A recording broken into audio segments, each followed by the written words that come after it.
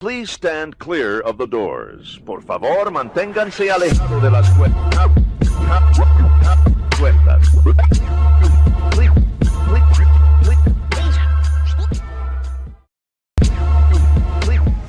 Since opening in the mid-2000s, Expedition Everest has been bringing guests 199.5 feet into the air before sending them backwards. It's just one of the many elements that makes this roller coaster one of the most unique in the world, and why it cracks our top 10, the top 50 attractions in Walt Disney World history.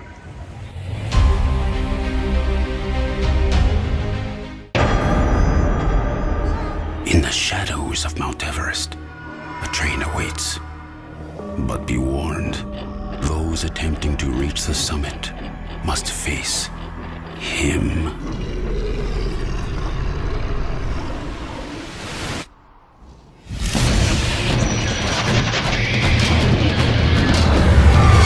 Expedition Everest. Announced on the 5th anniversary of Animal Kingdom in 2003, Expedition Everest gave Walt Disney World their version of the Matterhorn and then some. Standing at a spry 199.5 feet, Everest is Disney's tallest mountain attraction and joined the party in April of 2006. So why does it fall just 6 inches short of the 200-foot plateau?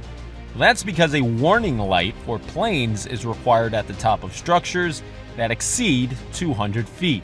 Disney avoided this by simply keeping the mountain a tad shorter and thus maintaining proper theming.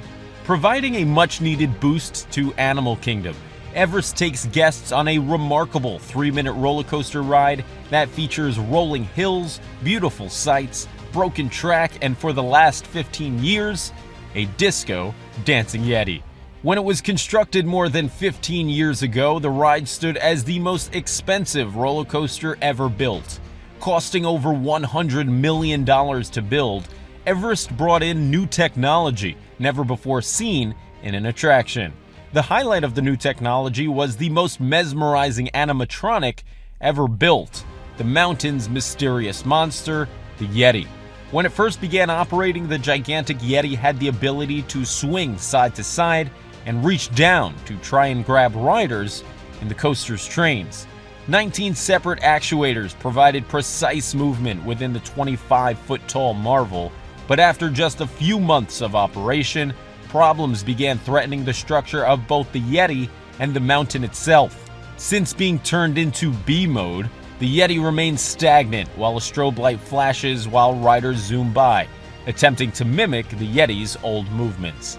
Former Disney Imagineer Joe Rohde has gone on record saying he promises to fix the Yeti, but fans must understand that it would take shutting down the entire attraction for months and months.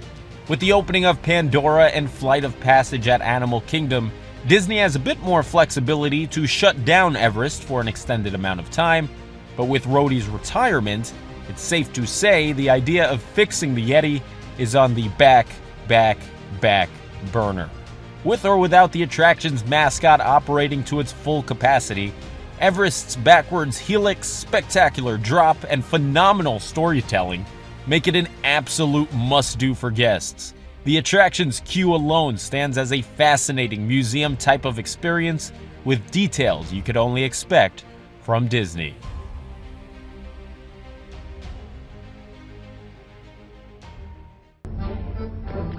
Hello, boys and girls, or whatever. My name is Captain Jack Sparrow. Originally intended to be a wax museum, Pirates of the Caribbean transitioned into a boat ride before becoming a fan favorite for nearly the last 5 decades. The ride was so successful it helped launch the 5-film series of Pirates of the Caribbean led by Captain Jack Sparrow, who eventually went on to become an audio animatronic in the ride, kind of going full circle. I mean, that's it, isn't it? I mean, it's Captain Jack.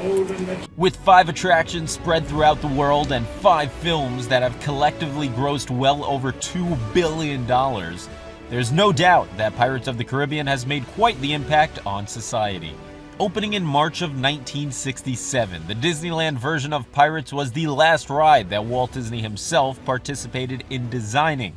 It was originally planned as a walk-through wax museum a la Madame Tussauds, But after the success of a few attractions at the 1964 World's Fair, Disney made the call to halt production, which had already begun in Disneyland, and begin creating a ride utilizing technology seen on the World Fair's It's a Small World and Great Moments with Mr. Lincoln. Instead of wax figures, we'd get human audio animatronics, and instead of using our legs to explore the pirate scenes, we'd be carried away on a small boat. When Disney World opened in 1971, Pirates was nowhere to be found, as the company thought having a Caribbean-based ride so close to, well, the Caribbean wouldn't make much sense. Guests immediately voiced their displeasure, and by 1973, Pirates opened in Magic Kingdom's Adventureland. While Magic Kingdom's version of the ride is the shortest of the 5 pirates worldwide, it continues to draw well over 1 million guests per year and has grown in popularity due to the film franchise that launched 18 years ago. With the introduction of Captain Jack Sparrow in 2003's Curse of the Black Pearl and his increased popularity in the film's first sequel, Dead Man's Chest, Disney made the move to add 3 Sparrow animatronics to the ride in 2006. Disney continued to tie in the film franchise in Magic Kingdom's edition of the ride. Projections of Davy Jones and Blackbeard appeared on a misty waterfall. Hector Barbossa was added to the ship battle scene, and my personal favorite, mermaids appeared for a few short years to coincide with the release of the 4th film, 2011's On Stranger Tides. Fun fact about On Stranger Tides, to this day it remains the most expensive movie ever made, costing over $375 million to create.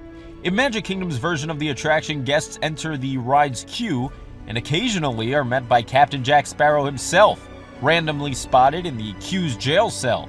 Once on board, riders are quickly thrust into battle where they witness a number of gags, such as the pirates at the well, Sparrow in a bucket, and the drunk with the cats.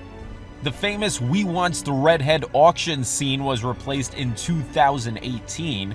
In came a brand new animatronic of a character named Red, and gone were lines such as "Shift your cargo, dearie, show 'em your larboard side." Shift your cargo, dearie, show 'em your larboard side. Pirates continues to delight guests year after year and remains one of the most popular attractions of all time, 48 years after its opening.